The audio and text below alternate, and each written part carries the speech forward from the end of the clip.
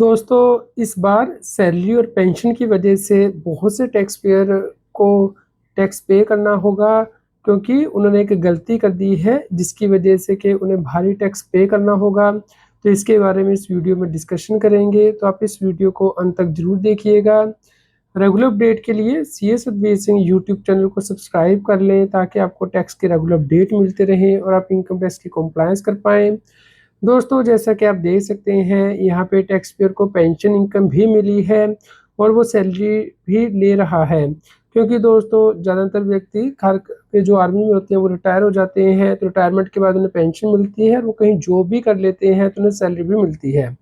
तो दोस्तों अब इनकम टैक्स का रूल ये कहता है कि यदि आपकी इनकम 12 लाख रुपए से कम है तो उस केस में TDS नहीं कटता है। तो यहाँ पे पेंशन डिपार्टमेंट ने भी TDS नहीं काटा क्योंकि इनकम 12 लाख से कम थी, और जिस कंपनी ने सैलरी दी है उसने भी TDS नहीं काटा क्योंकि इनकम 12 लाख से कम थी।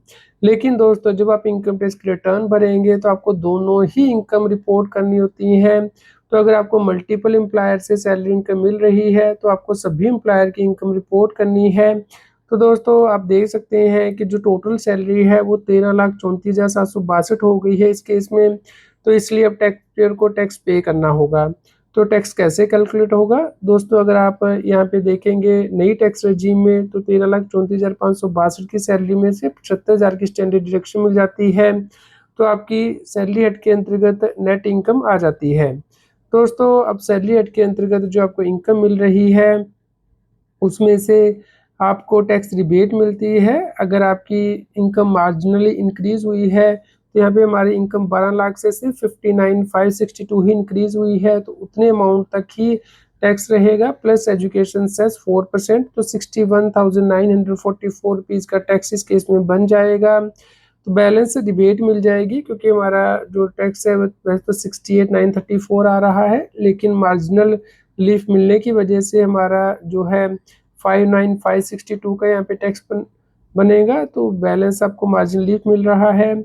तो दोस्तों इस प्रकार जिन व्यक्तियों को सैलरी इनकम भी मिल रही है और पेंशन इनकम भी मिल रही है उन्हें इंश्योर करना है कि अगर टोटल कंबाइंड इनकम आपकी 12 लाख से ज़्यादा हो गई है तो आपको कोई टैक्स रिबेट नहीं मिलेगी 87A के अंतर्गत। यानी कि मार्जिन रिलीफ तो मिलेगा लेकिन जो 60,000 रुपये की रिबेट है वो नहीं मिलेगी। तो इसलिए आपको टैक्स पे करना होगा, जैसा कि इस केस में टैक्स पेयर को पे करना पड़ रहा है।